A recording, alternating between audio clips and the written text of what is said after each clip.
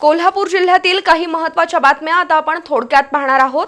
त्यासाठी आता पाहूया संक्षिप्त बातम्या अर्थात फास्ट न्यूज। मेहुणीच्या लग्नाच्या कारणावरून सुरू झालेल्या वादातून 23 वर्षाच्या समाधान संपत शिंदे याच्यावर धारधार शस्त्राने हल्ला करण्यात आला। या प्रकरणी कागल पोलिसांनी शुभम तानाजी सनगर, आरिफ पटेल आणि अमोल शिंदे अशा तिघांना अटक केली।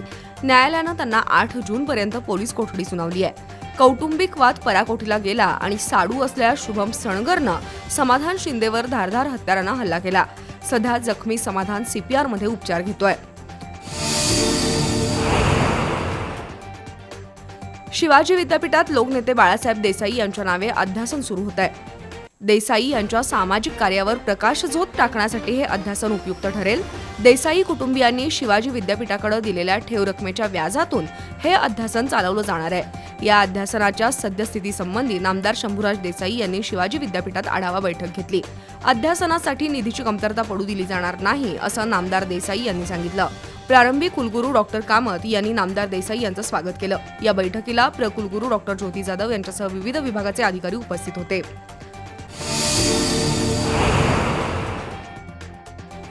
जिल्हा पोलीस प्रशासनानं 2025 साली 379 वाहनं आणि 2026 साली 345 वाहनं बेवारस घोषित करून त्यांचा नुकताच लिलाव केलाय।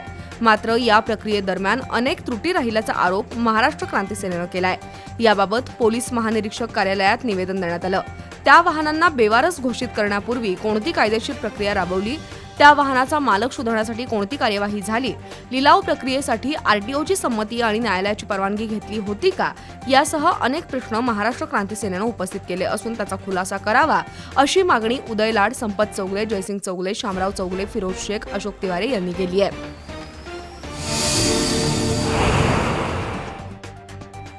करवीर तालुक्यातील पिराचीवाडी इथला संतोष हराळे हा तरुण आपल्या मामाच्या गावी सांगुळमध्ये राहत होता।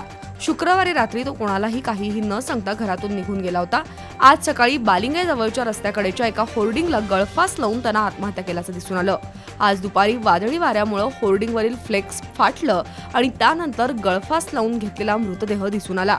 पोलिसांनी घटनास्थळी धाव घेत पंचनामा केला आणि मृतदेह सीपीआर रुग्णालयात पाठवला। 35 वर्षाच्या संतोष हराळेच्या आत्महत्येचं कारण स्पष्ट झालेलं नाही।